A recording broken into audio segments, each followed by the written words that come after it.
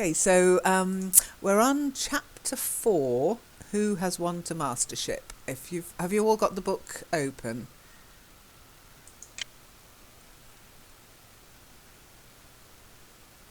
And Eleanor, you are first to read. You were first here, first to speak to me, first to say hello. So if you would like to start reading whenever you're ready, unless anybody, has anybody got any questions first?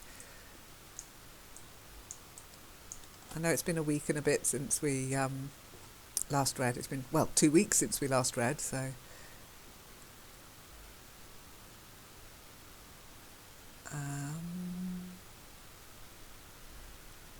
Okay, I can see green wavy lines, but I can't hear you, Eleanor. Can anybody hear Yes, Eleanor? Oh, there because you I'm are. Good. waiting. You asked for a question, so I was waiting. Oh, okay, that's all right. No, I could see, but it was strange because I could see some little wavy lines above your head as if you were Yes, speaking. because I have turned my mic on when I'm Oh, preparing, okay, of course. okay. Well, there have been no questions forthcoming, so I can only presume everybody's happy. In which case, Okay. Eleanor, when you're ready, just start reading. What I say? I speak true when I say that back to Debbie's. This was Francois' speech next morning when he discovered Spitz missing and back covered with wounds.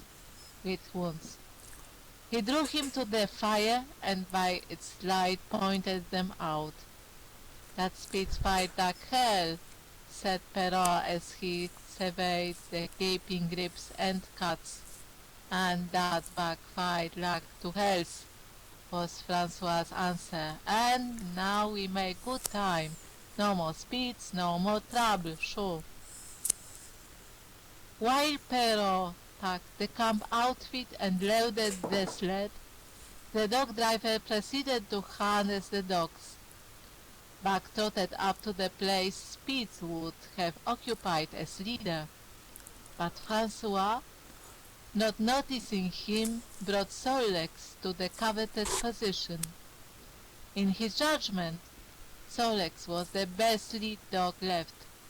Buck sprang upon Solex in a fury, driving him back and standing in his place. Ah, Francois cried, slapping his thighs gleefully. Look at that Buck! Him kill that Spitz! Him think to take the job! Get away, Hook! He cried, but Buck refused to budge. He took Buck by the scruff of the neck, and though the dog growled threateningly, dragged him to one side and replaced Solex. The old dog did not like it, and showed plainly that he was afraid of Buck. Francois was obdurate, but when he turned his back again displaced Solex, who was not at all unwilling to go. Francois was angry. Now, by God, I fix you, he cried, coming back with a heavy club in his hand. Buck remembered the man in the red sweater and retreated slowly, nor did he attempt to charge in when Solex was once more brought forward, but he circled just beyond the range of the club, snarling with bitterness and rage, and while he circled, he watched the club so as to dodge it if thrown by Francois, for he was become wise in the way of clubs. The driver went about his work, and he called to Buck when he was ready to put him in his old place in front of Dave. Buck retreated 2 or 3 steps. Francois followed him up, whereupon he again retreated.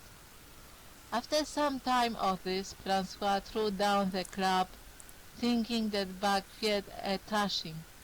But Buck was in open revolt. He wanted not to escape a clubbing, but to have the leadership. It was his by right. He had earned it, and he would not be content with less. Perrault took a hand. Between them they ran him about for the better part of an hour. They threw clubs at him. He dodged. They cast him and his fathers and mothers before him, and all his seed to come after him down to the remotest generation, and every hair on his body and drop of blood in his veins. And he answered curse with snare, and kept out of their reach. Their reach. He did not try to run away, but retreated around and around the camp, advertising plainly that when his desire was met, he would come in and be good. Francois sat down and scratched his head. Perrault looked at his watch and swore. Time was flying, and they should have been on the trail an hour gone. Francois scratched his head again.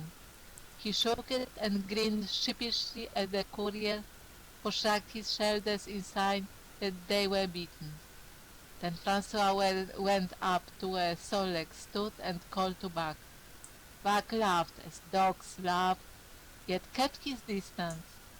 Francois unfastened Solek's traces and put him back in his old place.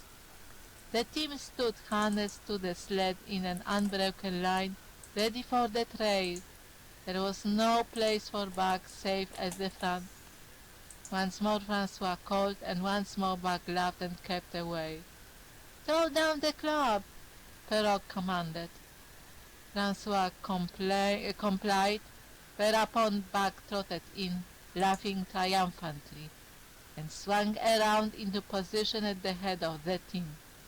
His traces were fastened, the sled broken up, and with both men running, they dashed out on the river trail. Highly as the dog driver had valued Buck, with his 2 Debbys, he found, while the day was yet young, that he had undervalued. At a bound, Buck took up the duties of leadership, and where judgment was required, and quick thinking and quick acting, he showed himself the superior, even of Spitz, of whom Francois had never seen an equal. But it was in giving the law and making his mates live up to it that Buck excelled. Dave and Solek did not mind the change in leadership. It was none of their business. Their business was to toil, and toil mightily in the traces. So long as that were not interfered with, they did not care what happened. Billy, the good-natured, could lead for all they cared, so long as he kept order.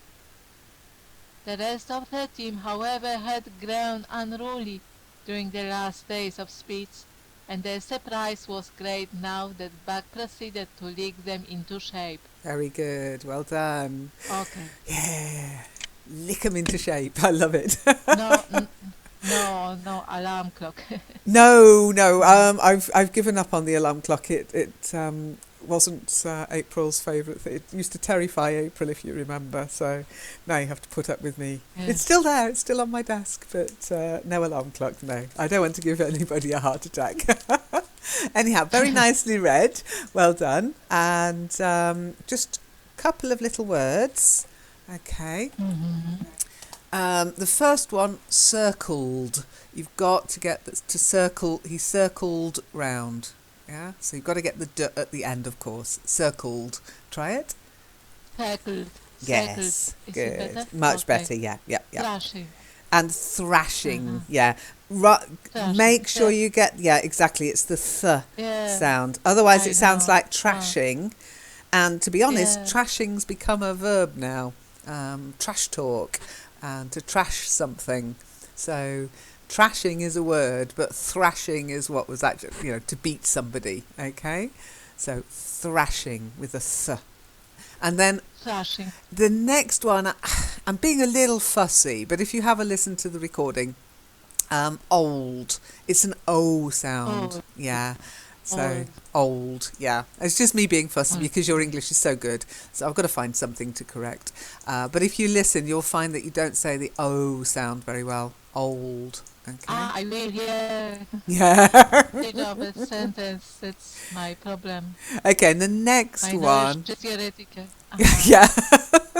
It's just you know your own um, little foibles when you're speaking and reading, and I know that when you see the word on its own you can pronounce it perfectly, but if you listen to it in the sentence you're going back to a couple of older problems with the word. Okay, anyhow, it's the accent, yeah, but it's also, as I say, it's not purely that, because um, when you give something No, that's it. It's the not word on its accent. It's own, simply yeah. phonetic mistake. Yeah, Yeah. exactly. It's just, but it crops up. It only crops up when you're reading in a sentence because you're concentrating on maybe the next word or the word after that, and then it comes back. So it's worth just repeating these words until your brain accepts. I'm reading English now. I'm going to say old, not old. Hello, tough guy. Nice to see you. Okay, the next one. I've lost my text. Oh yeah, just this Answered. part of the phrase. Answered curse with snarl. So make sure you get the arl, snarl, and kept out of their reach. Okay, so answered curse with snarl and kept out of their reach. Try it. Okay, I will try. Answered case with snarl and kept out of the reach. Is it Much better? better, much better. Ah, Again, if you listen to the recording, you'll hear what you said. And I thought, oh no, I can't let her get away with that one. Very good, well done. So, Shiny, you are the next to read. Any questions before I pass over? Yes, Lynn. Oh, yeah, go on. Um, I found it difficult to pronounce this one. What word? Where is it? Can you type it up? Something with ed ending. Drag, drag, or is yeah? Dragged. How should I pronounce? Oh, where is it? Oh, I put it in the wrong place. Yeah, that one. Dragged. Dragged. Now, it's not t, it's the d. Dragged. It's got the duller sound. T is too sharp. So it's got the dull d. Okay, dragged. Dragged. Better, yes. And then, yeah, I heard Emily said devil. Is that devil or devil? It's okay. When I say it, he's too. I think it's in the that book, Two Devils. Now they might say divils because people do say that. Okay, but I tend to say devils. Okay, Okay, thank you. but because these guys speak in this sort of patois. But if you look it up, it is devil.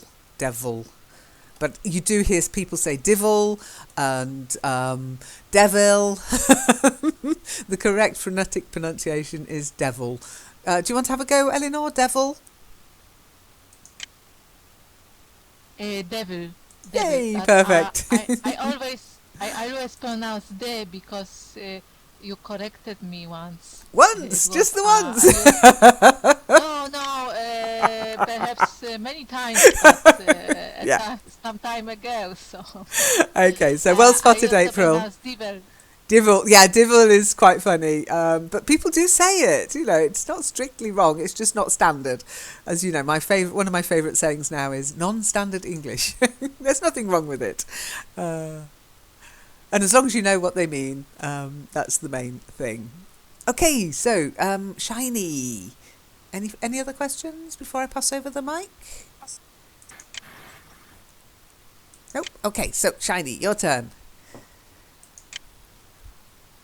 Pike, who pulled at Box Hills and who never put an ounce more of his weight against the breastband than he was compelled to do, was swiftly and repeatedly shaken for laughing. And ere the first day was done, he was pulling more than ever before in his life. The first night in camp, Joe, the sore one, was punished roundly, a thing that Spitz had never succeeded in doing. Buck simply smothered him by virtue of superior weight and cut him up till he ceased snapping and began to whine for mercy. The general tone of the team picked up immediately. It recovered its old-time solidarity,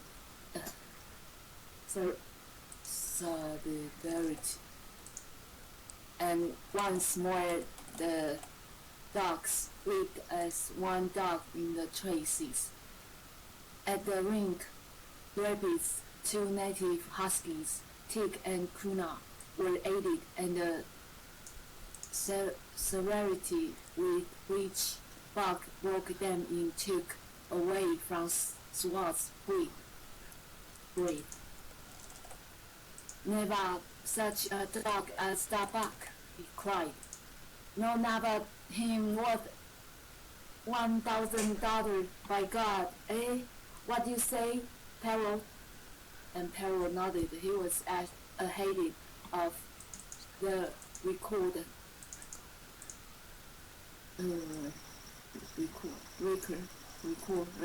At them, and gaining day by day.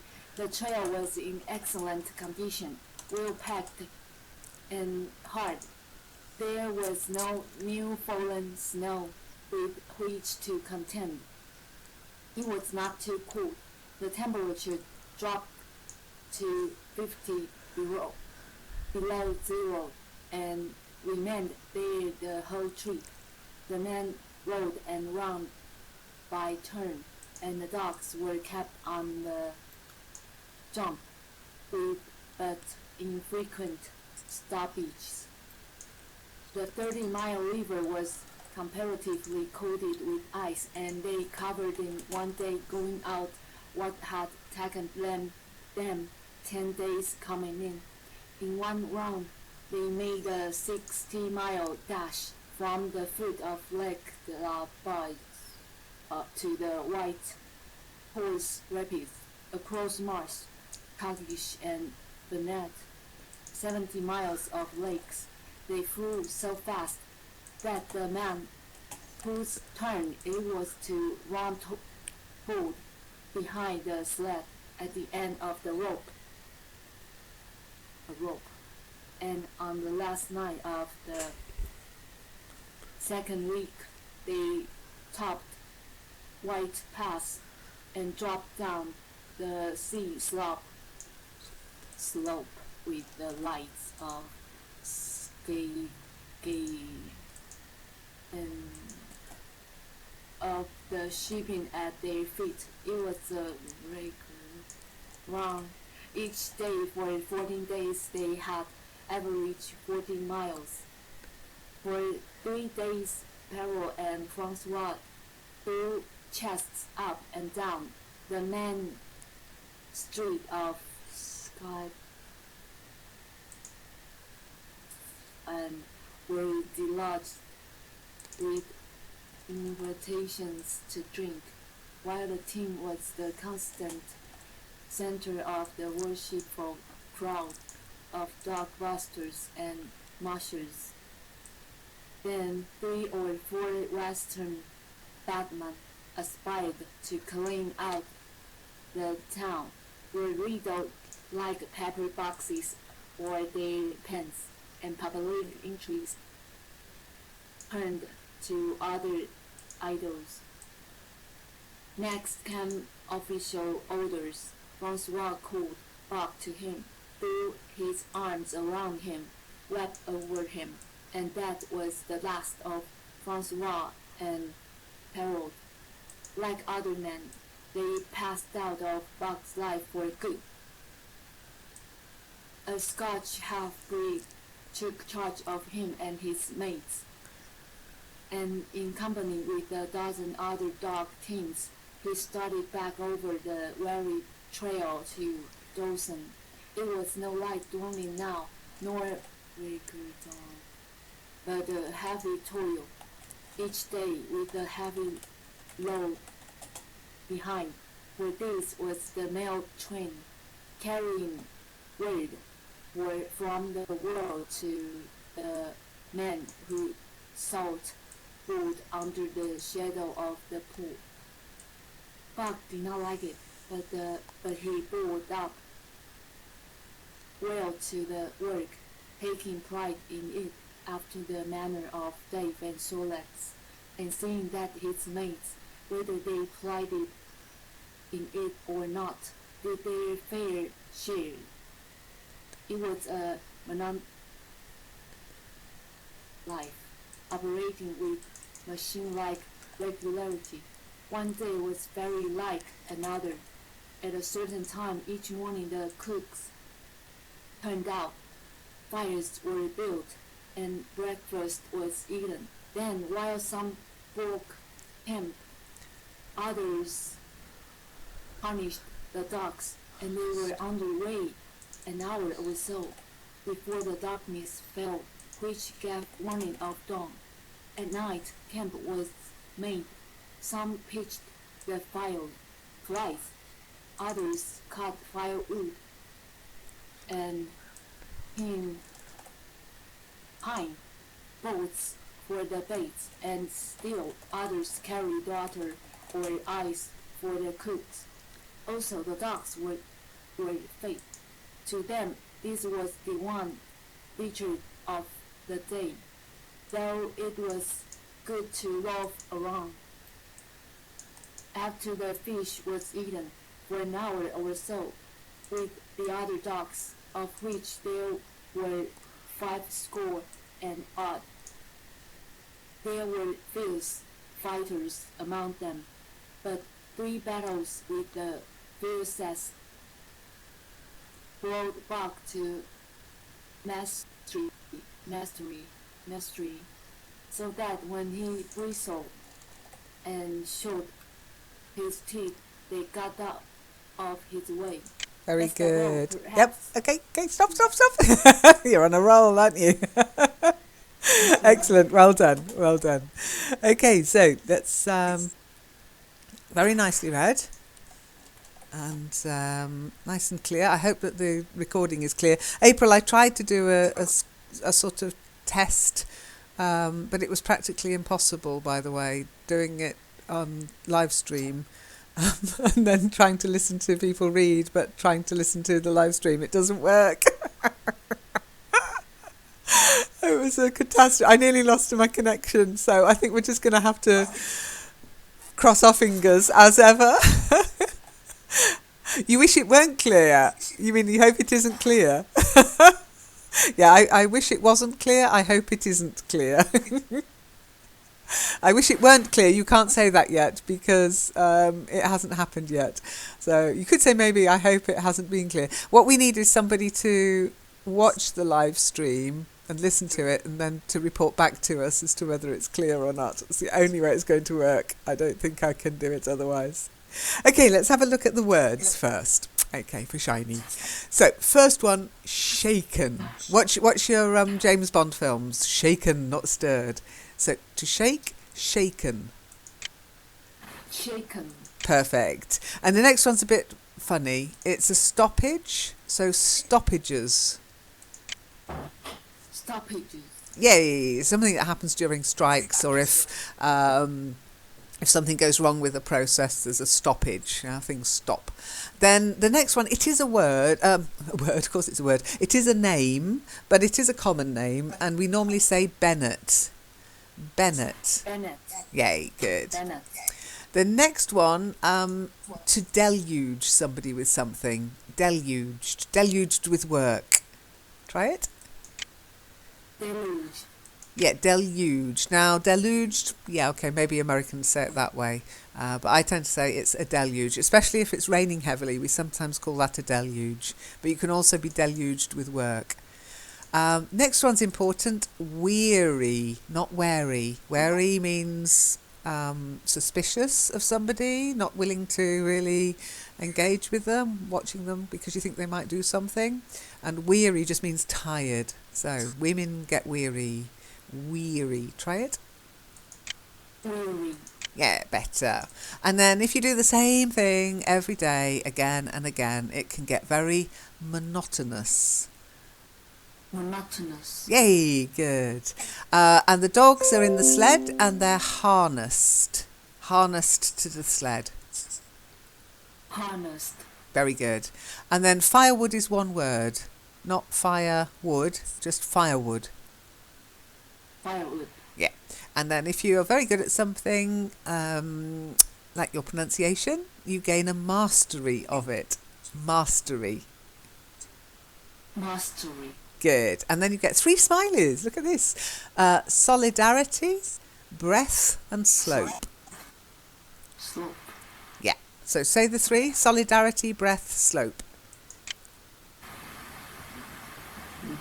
Solidarity, breath, slope. Very good. Now the next one is part of the sentence, so let's have a look.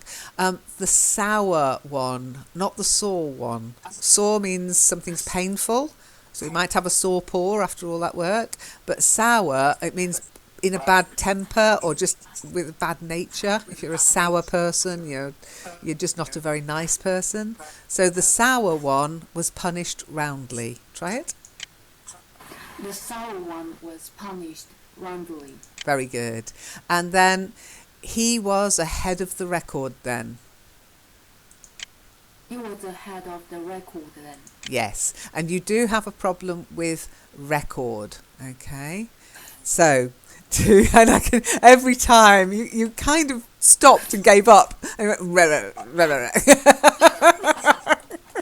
no, I'm not going to let you do that. So if you think about it, the verb, if it's got to, or if it's got any verb form, it's to record. Okay? So we are recording this. Okay? And why do we record this? To keep a record. So try this sentence, learn this sentence. We record the sessions to keep a record. Okay? We record the sessions to keep a record. A record. A record. So if it's got the or a in front of it, it's the noun, and that means it's record. Okay? Okay. Okay, good. I know it's going to be a while. You need to practice. Okay, so and one way to practice a word like that, where you've got the two spelt the same, but one's a verb and one's a noun, and the pronunciation changes, is to just develop a short sentence using both and practice that until your brain has accepted it.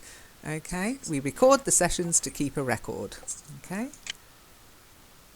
We record the sessions to keep a record. Perfect. And I'm afraid you do have to do a little bit of drilling with it, but that's because you're retraining your brain in a way. You're kind of trying to reprogram your brain and your tongue. Anyway, well done. Well done. April! Okay, before I pass the mic, any questions? Yes. To throw the chest. What is that thing? To throw chest. To deliberately, normally it would mean, I'm going to have to, hang on a second, just bear with me so I can find my place again. So to throw a test, where does it say that? Can you type it up? Chest. Throw chest. Oh, throw a chest. Yeah, puffed up with their own self-importance. You know, if you're proud and you stand, especially men, yeah, and they stand up. Have you ever watched pigeons? When pigeons are being all, yay, look at me, I'm the biggest pigeon, they throw a chest, so they stand up and they're just basically being very proud and very, a bit showing off a little bit. I know, test, not chest. I was like, throw a test. So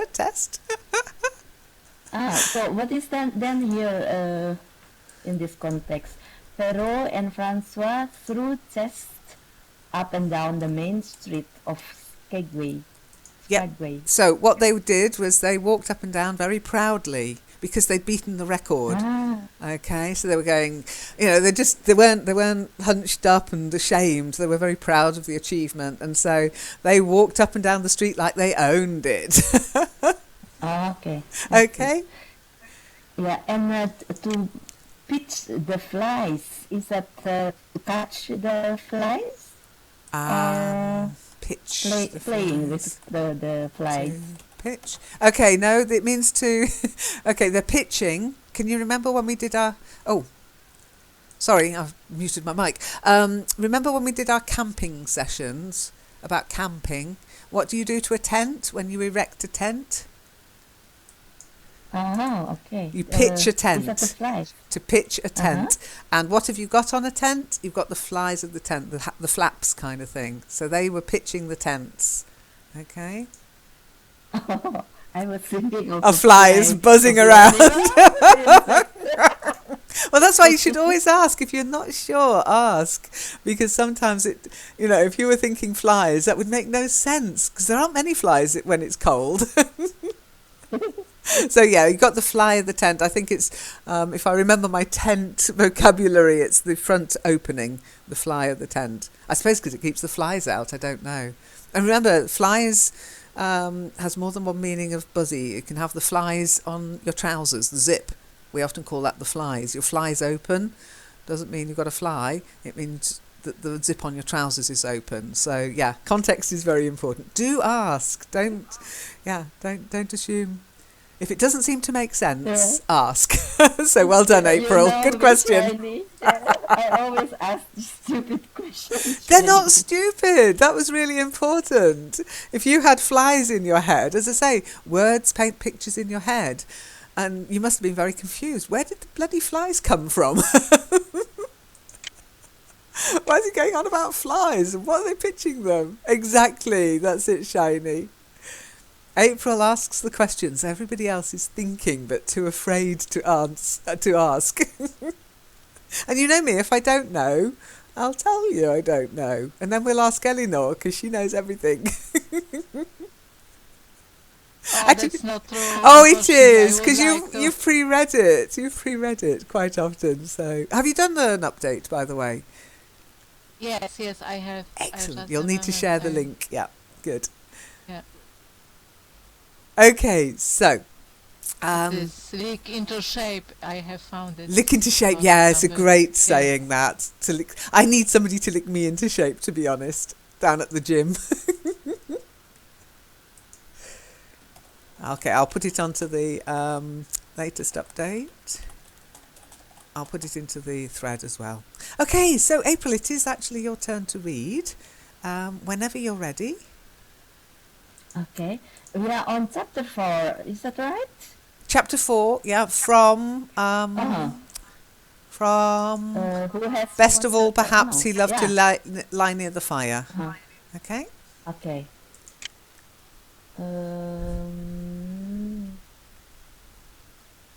Best of all, perhaps he loved to lie near the fire, hind legs crouched under him, forelegs stretched out in front, head raised, and eyes blinking dreamily at the flames. Sometimes he thought of Judge Miller's big house in the sun-kissed Santa Clara Valley, and of the cement swimming tank, and Isabel, the Mexican hairless, and Toots, the Japanese pug. But oftener he remembered the man in the red sweater, the death of Curly, the great fight with Spitz, and the good things he had eaten or would like to eat. He was not homesick. The Sunland was very dim and distant, and such memories had no power over him. Far more potent were the memories of his heredity that gave things he had never seen before a seeming familiarity, the instincts which were but the memories of his ancestors become habits which had lapsed in later days and still later in him, quickened and become alive again.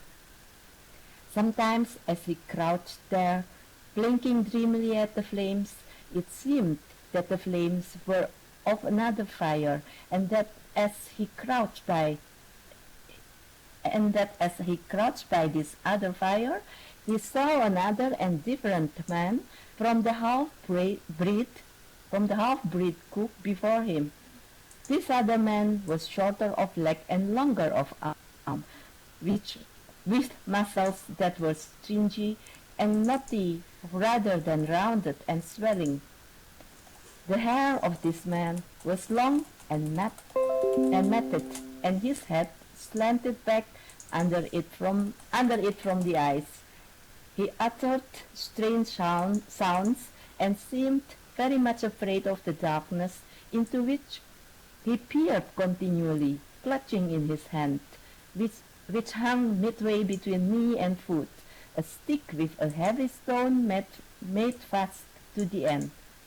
He was all but naked, a ragged and fire-scorched skin hanging part way down his back, but on his body there was much hair. In some places across the chest and shoulders and down the outside of the arms and thighs, it was matted into almost a thick fur. He did not stand erect, but with trunk inclined forward from the hips on legs that bent at the knees.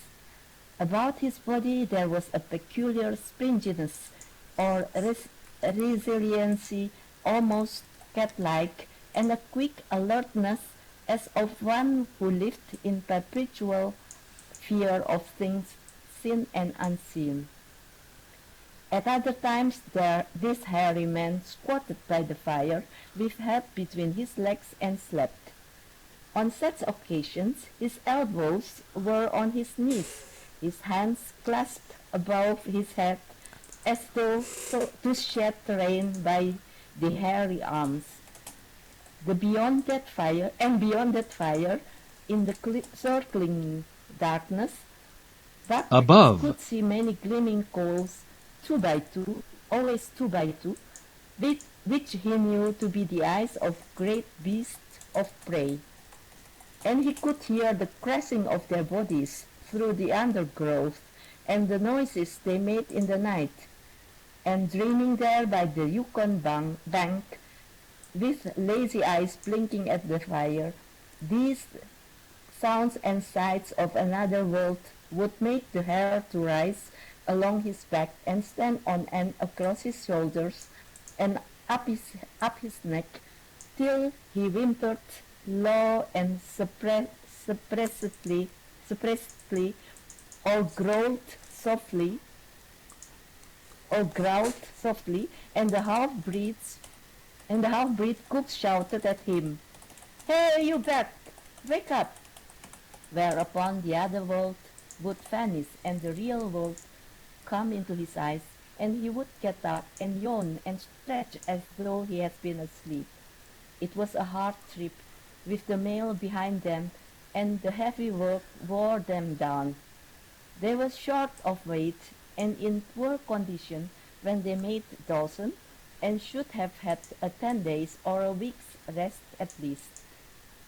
But in today's time they dropped down the Yukon bank from the barracks, loaded with letters for the outside.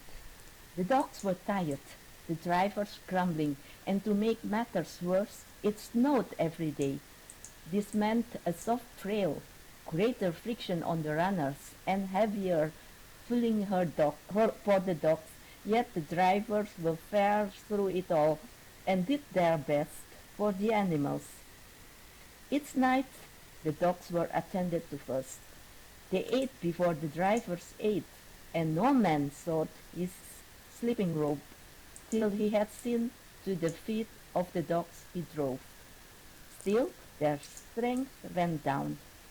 Since the beginning of the winter they had traveled 1,800 miles, dragging sleds the whole weary distance, and 1,800 miles will tell upon life of the toughest.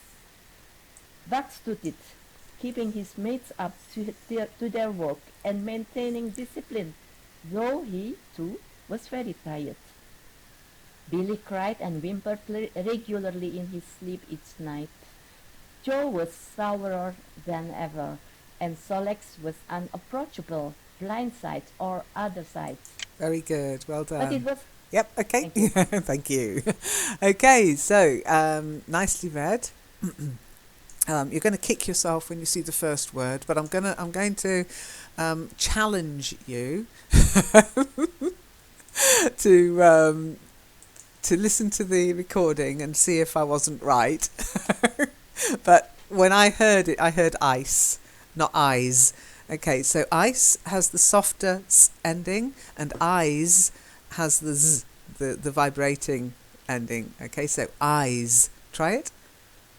Okay, eyes. Yay. I know you know how, but have a listen to the recording, because I'm like, oh, did I really hear that? I think I did. Then the next one, you actually... You could be right this time. I could be, I might be. Anyhow, the next one, it's the stress. So it's not potent, it's potent. Potent. Potent. Yeah, so if something's very strong, it's very potent. Okay, so a potent brandy, a strong brandy. Yum. Then the next one is, and I think you've got a problem with this, looking at the word after it as well. We say stingy, but stringy. Stringy. Okay, stringy. Yes, if something's stringy, it's thin. Okay, like string. String is thin, stringy is thin. So think of string and then think stringy. Okay? And then springiness. It's easier to say stringy, Lynn. Only to you. Then we've got spring, springiness. Springiness. Yay, that's it. Not ingy. Ingy, ingy. Okay, and then this is one that you're always doing. Above. Not ove. Above. Yeah. Yeah, okay, above. As above, so below. And then you almost got a smiley, and then you went and cocked it up. So it is suppressedly. It's like supposedly, suppressedly. Suppressedly. I wouldn't worry too much about it. You'll probably never see that word again. And then you get a smiley for working it out. It's not like grow, it's from to growl, so growled. Well done.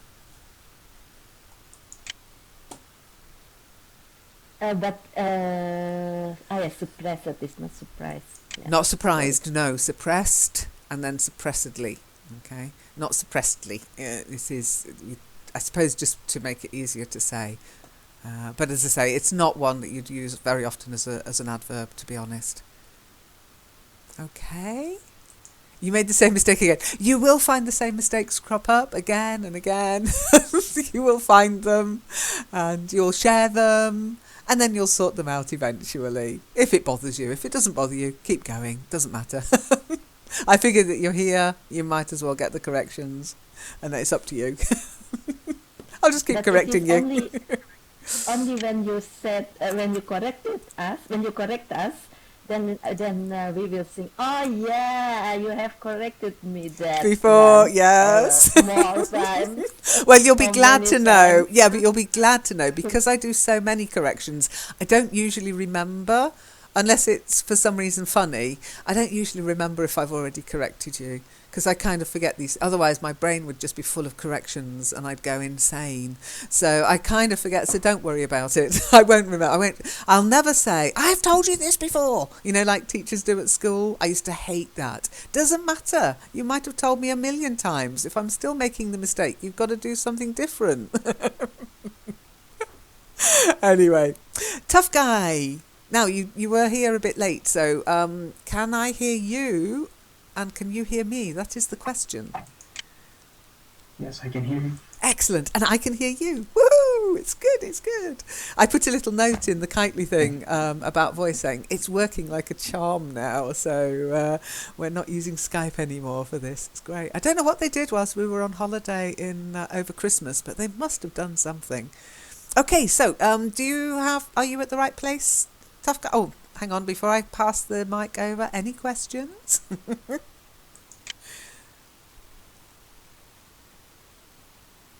April, you never have any questions when you do the reading. Is that because you're so busy concentrating on how to pronounce the words you don't think of anything? I can mark that. If somebody else is reading, so I can put a notation. Oh, that is what I want to ask. But if I am reading, I have to concentrate on my reading. I can't multitasking at that moment. Excellent, I love it. Fewer questions for me to answer. So that tells you, Shiny, that if April is reading, it's your job to ask any questions, okay? Yeah, that's right. I'm shiny. Okay, tough guy. Are you at the right place? But it was Dave who suffered most of all. And Are you asking about the paragraph that the what's her name?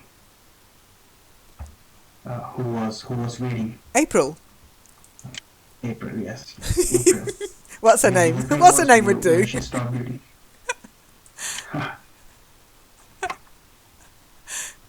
Sorry, tough guy. What was your question? No. I was asking you whether you were asking whether I knew where April stopped reading. Yes, it's your turn now. It's your turn to read now, okay? Okay. So shall I start? Yes, whenever you're... Oh, dear. Okay. Oh, if I have to. Yeah, whenever you're ready, tough guy. Okay. Uh, but it was Dave who suffered most of all. Something had gone wrong with him. He became more morose and irritable, and when camp was pitched, at once made his nest, where his driver fed him once off the harness and down. He did not get on his feet again till harness up time in the morning. Sometimes in the traces, when jerked by a sudden stoppage of the sled, or by straining to start it, he would cry out with pain. The driver examined him, but could find nothing. All the drivers became interested in his case. They talked it over at mealtime and over their last pipes before going to bed. And one night they held a consultation. He was brought from his nest to the fire and was prodded till he cried out many times. Something was wrong inside, but they could locate no broken bones and could not make it out. By the time Caesar bar was reached, he was so weak that he was falling repeatedly in the traces. The Scotch half-breed called a halt and took him out of the team, making the next dog, Saul legs, fast to the sled. His intention was to rest Dave, letting him run free behind the sled. Sick as he was, Dave resented being taken out, grunting and growling while the traces were unfastened, and whimpering broken heartedly when he saw Saul legs in the position he had held and served so long. For the pride of trace and trail was his, and sick unto death, he could not bear that another dog should do his work. When the sled started, he floundered into the soft snow alongside the beaten trail, attacking Saul's legs with his teeth, rushing against him and trying to thrust him off into the soft snow on the other side, striving to leap inside his traces and get between him and the sled, and all the while whining and yelping and crying with grief and pain. The half-breed tried to drive him away with the whip, but he paid no heed to the stinging lash, and the man had not the hurt to strike harder.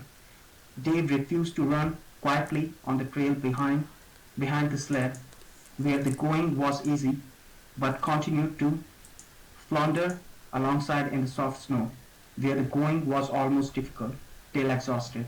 Then he fell and lay where he fell, howling lugubriously as the long trail of sleds churned by. With the last remnant of his strength, he managed to stagger along behind till the train made another stop. When he floundered past these sleds to his own, where he stood alongside Sol Lex, his driver lingered a moment to get a light for his pipe from the man behind. Then he returned and started his dogs.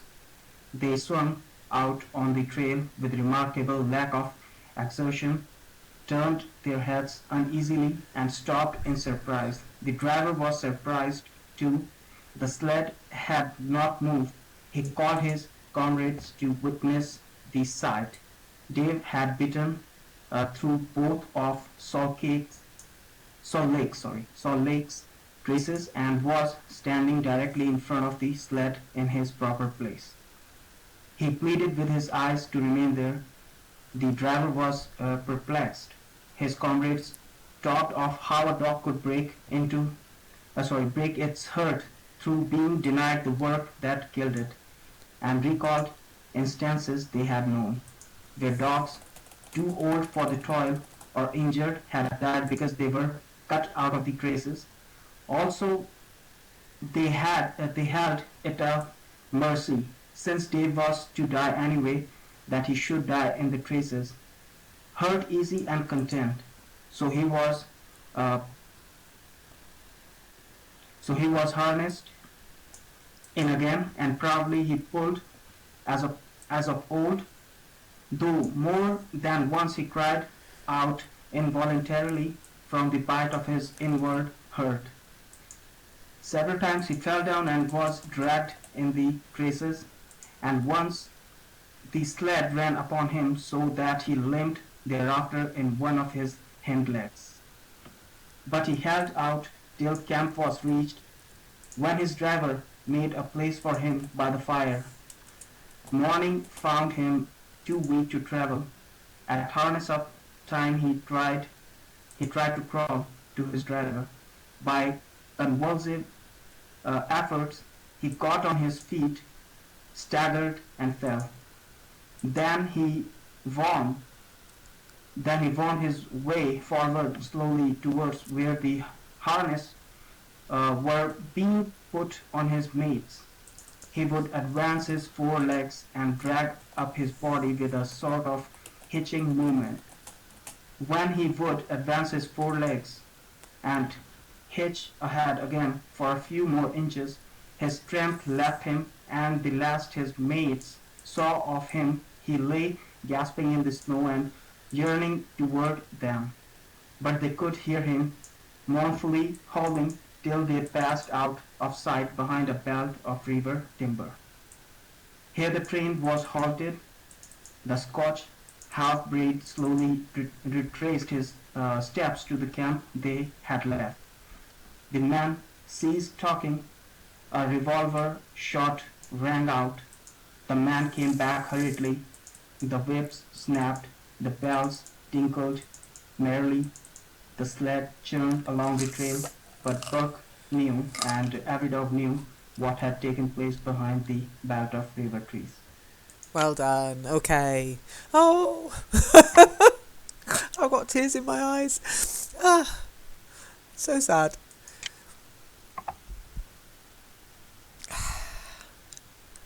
So, very nicely read. Well done. And a couple of words for you. Some tough ones in this one, actually. Let's see. Yeah, morose. I know, Shiny. I'm more like this, honestly. I'm terrible at this kind of... I'm more that. Ah, look. Oh, dear. Oh, that's not a cold. My cold is gone. Anyway. Very sad, but very well written. Yes, exactly. I mean, this is a classic book. This is a book that most young people read. Okay, so, tough. Let me pull myself together. Okay, first one, morose. Morose. Morose. Yeah, do you ever feel morose? What do you mean by that? If you feel like bad-tempered and sad. Not sad. It's more. In temper. Yeah, sort of. Yeah, every time. Yeah, I think we all feel morose sometimes, especially Monday morning. Okay, and irritable. Irritable. Irritable. Not irritable, irritable. So let me give you the Irritable. let me give you Okay, the irritable. that's it. Irritable bowel syndrome. It's not a nice feeling. If you come to my house and you see my husband in the morning, don't speak to him because he's really irritable in the morning. It's best just to get him a cup of tea, not talk to him, and there's no table in it. Okay, so it's irritable. It's a funny one. Okay, the next one, it's the old silent T. To fasten, to unfasten. So we say fast, Okay. but that's to do with speed, and fasten is to do with tying your shoelaces. So fasten, unfasten. Okay? Unfasten. Okay. Very good, well done. The next one, really important, you need to work on this one. Heart, not hurt. Heart. Okay. Hard. Heart. Hard. Yeah, get the T at the end as well. Hard. You've got to get, because you've got Okay, hard, you've got hard, and you've got heart. So the beginning of the word is the same, but the ending, on the first one Okay. you got the soft D. Hard. Heart. Hard. Yes, get that T, otherwise it will sound like hard, and then people might misunderstand you. But you have a heart in your chest, and I hope your heart doesn't hurt. Okay? He had a hard, let's give you a sentence. He had a hard heart, but it didn't hurt. Okay, he had a hard heart, but it didn't hurt. Try it. He had a hard heart, but it didn't hurt. Very good. Well done. That's a hard one. Okay, next one, and this is, I was so proud of you when you said this, because I was like, oh my goodness, I'd hate to have that in a German, bit of German reading, a word like that. Lugubriously. It's a bit like suppressedly. I doubt you'll ever hear it again, but let's go through it. Lugubriously. Try it. Lugubriously. Yeah, well done. What a tough word. Not something you'd use in everyday conversation, I'll be honest. Okay, the next one, which is a common word, and April will like this one because it is actually lingered, to linger. Okay. Linger. Yes, if you stay, you linger. He lingered. He stayed around a while, to linger. Okay. The next one, the hind legs. Hind. Okay. Hind legs. Yeah. To talk the hind legs off a donkey. Do you know what that means? Yeah. I know some people who can talk the hind legs off a donkey. It describes somebody who talks a lot, okay? Oh, he could talk the hind legs off a donkey. So the hind legs. And then harnesses, because it's plural. Okay, so you've got to get the us on the end. Harnesses. Try it. Harnesses. That's it. Harnesses. That's it. And then this one, it's just about the stress of the sentence. They talked it over at mealtime. So to talk something over, to talk about something. If you have a problem, it's good to talk it over with somebody. So try it. They talked it over at mealtime. They talked it over at mealtime. Very good. Well done. Okay, and that leaves us nicely at the end of the session at chapter 5. Love it. I love it when that happens. So we read a whole chapter. Well done, everybody. So much easier to find the place when when it's just, chapter 5, find that quite easily. Oh dear. So, any questions before we finish on that particular part? Lynn, Yes, April, now go on. we have this one, the stinging, yeah, the stinging lash. Yeah? Yes, stinging. This and not, but it is a stingy. No, stingy is Stingy an means adverb, mean. right? Yeah, stingy Yeah. means a mean person, like Scrooge was stingy. Yeah. And sting is, exactly when the dog bites, when the bee stings. So stinging from sting and stingy, there's no verb for that, okay? It's just an adjective. He was such a stingy man. Okay, April? Okay. This one also. I saw that Tough guy said howling, but it is howling, eh? It is howling, Howling? yes. You might have heard Yeah. something I missed, so I will add that. So try it, tough guy. Howling. To howl. Ow. Howling. Howling, yep. Well done. Okay, so not hauling. Hauling would be like they're pulling the I'll check. Oh, you can check actually. Howling, not hauling. But you probably did hear it, April. As I say, sometimes I will miss a word because I'm already typing another word. So multitasking being, not my strongest point. So if you do spot something and you think somebody might have misread it, do point it out to me. Okay. Any other questions? Everybody happy? Cool. Are you enjoying the book? Is it a bit too sad? I mean, honestly. I'll try and find something more cheerful next time. Yeah, I know, Shiny. I read it as a child, but in Polish, I haven't immediately associated the title because in Polish the title is translated otherwise. The call of the blood, something like that.